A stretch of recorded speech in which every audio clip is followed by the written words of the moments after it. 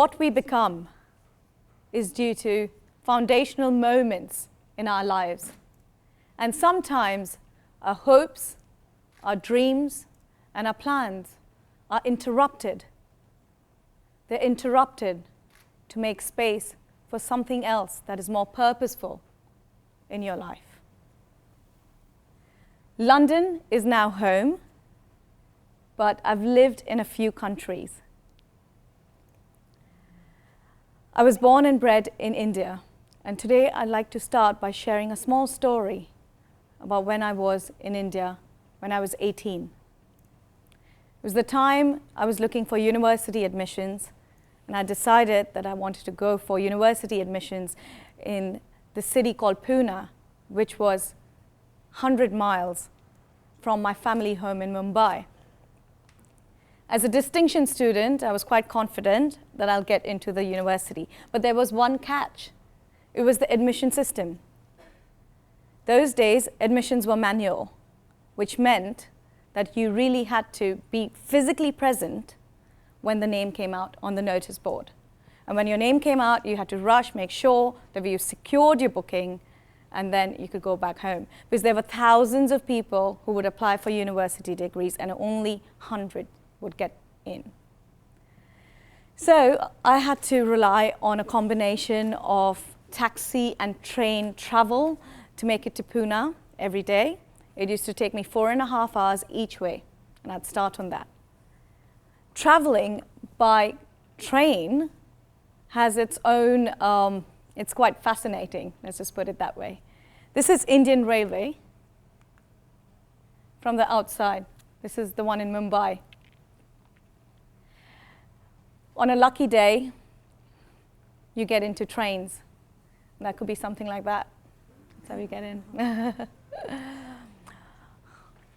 You truly understand what the meaning of a crowd is. Not just that, you also see these unsung heroes who are the Indian porters. They carry heavy luggage, 50 to 60 kilos, and get paid as little as 50 pence. I enjoyed the journey the first couple of days, but by the 4th day, I was getting very exhausted. On the 5th day, I was very frustrated, and I needed to speak to somebody. So when I reached Mumbai, this was around 7:38 in the night, I gave a call to my friend. And those days, there were no mobile phones, so I went to a phone booth and made a call. It felt so good talking to a friend, and it really got my mind off things. I caught a taxi, went home, and suddenly I realized I was missing something.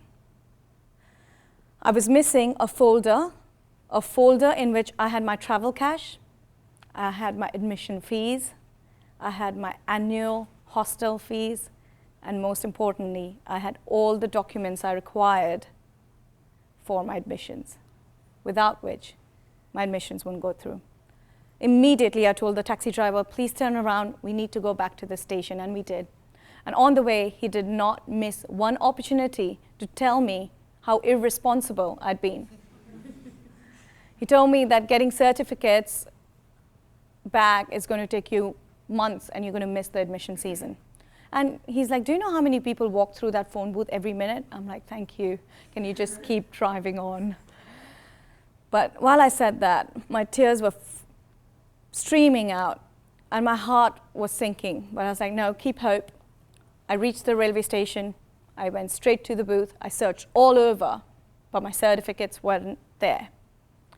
I stepped out of the phone booth, turned towards it, and despair just stared. What would I tell my parents from whom I had borrowed this money? What would my friends think? Would I ever get into university? I was like a stone statue with a newly installed water feature, where tears just came out naturally. And while I just stood there, someone walked up to me, and I looked, and it was this old porter. And he tapped and said, is everything all right? I'm like, no, I left my folder there, it's not there anymore. And he said, oh, 1 second. And he pulled out my folder and gave it to me. And the very next thing he said is, count. There is money in it. Make sure everything's intact. I pulled up the folder, not to count if there was any money in there, but to part with half of the money and give it to him as a gesture of my appreciation. When I did that, immediately he said, I'm sorry, I can't accept this. You're like my daughter. And while he said that, he turned around and walked straight back and I lost him in the crowd. He disappeared. I still stood there.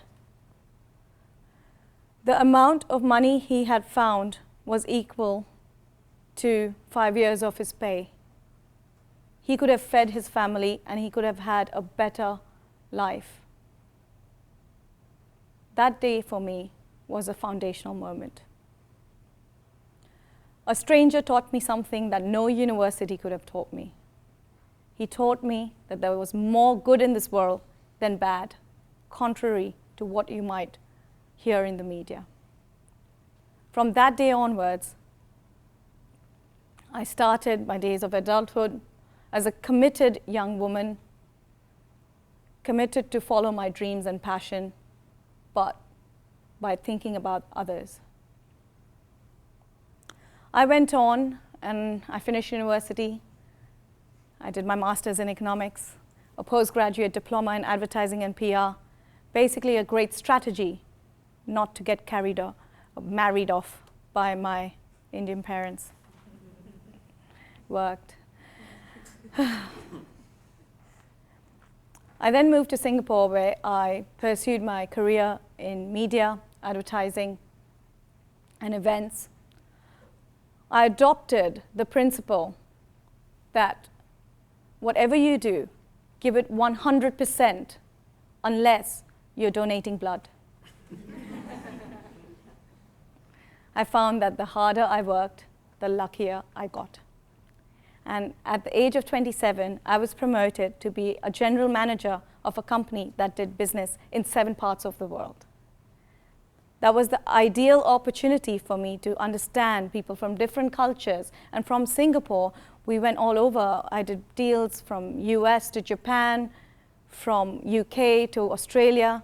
I enjoyed it, and I learned a lot. I saw the problems that businesses faced when it came to meetings, though. A lot of meetings were a waste of time, or the time wasn't enough. Lots of time went into preparing for the meeting or setting the time for the meeting, but not much outcome came out of those meetings. So I started preparing a way of doing things which worked for me. And I saw that I got better and better with my meetings. So I started sharing that with my friends. They came back to me and said, that was great. It went better and better. And soon they wanted to talk to me about how would you deal with this situation and that situation. And I created a term, a methodology for meetings called the triple win method. Triple win is about effective meetings. It helps you save time. It helps you get outcome together where both parties are equally enthusiastic. And it really helps you get outcomes fast, which are much superior. So what is the triple win method? Just like a stool that needs 3 legs to stand on for it to be a sound foundation, for it to be stable, a good deal needs a minimum of 3 deals for it to work well. 1 is for you, 1 is for the other person, and the 3rd is for the greater good.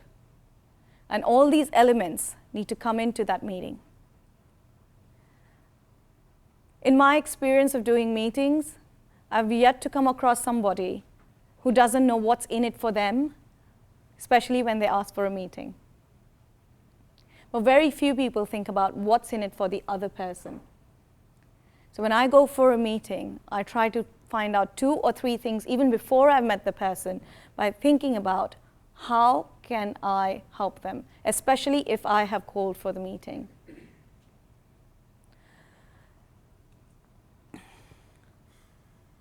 When you think about 2 or 3 things, the good thing is that you build rapport really fast.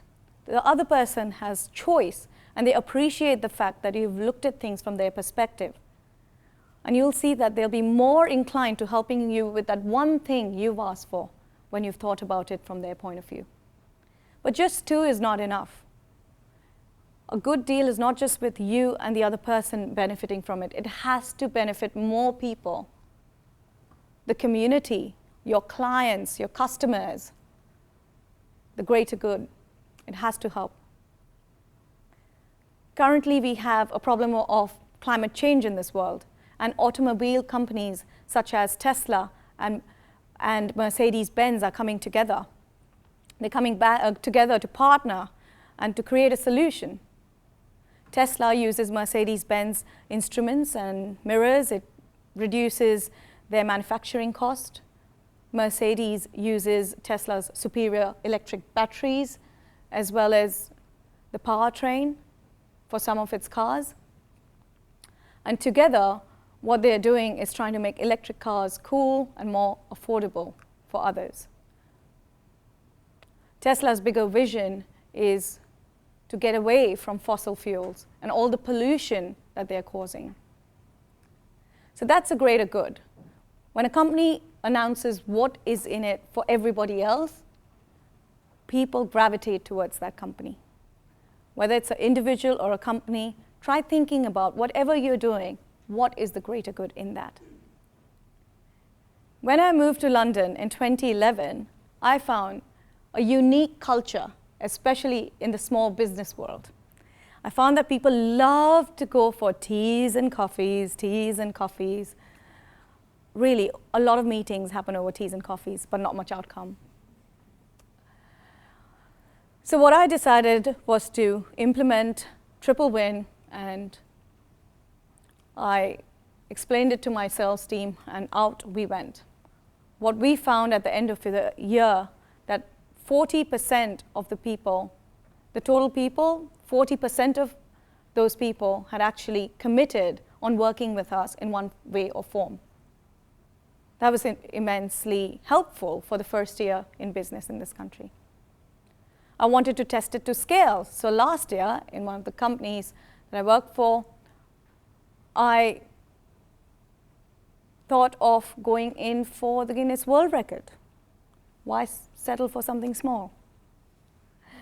I was like, can Triple Win work when it comes to winning a Guinness World Record? As we were a training and workshop company, we used to have quite a few large events. So what we did is we went for the title for the most number of people, speed networking in business. The win for the company was it was good for its brand. It would be good for glory. It would be good for client enrollment and also for client engagement. The win for the partners who referred people to that event was they got a reward or they got recognition. The greater good was for the participants who came in, who really could enjoy setting a record, to be a part of something that big. They could network with more than 20 people at the event. And more than that, if we win, they would return with a certificate, which was quite amazing. With all these wins coming together, we won the Guinness World Record. And it was quite an achievement for us. I've been using the Triple Win method for the last few years regularly. And what I've seen that it's helped me build partnerships very fast. Partners have referred so many opportunities my way. In the last year itself, I have been on BBC as an ambassador for small business. I have been very grateful to be able to influence UK's politics in the last general election on TV, been recognized locally and globally in media and publication, but most importantly, I have been able to raise funds for charitable causes that are close to my heart. This is what I call the Triple Win effect.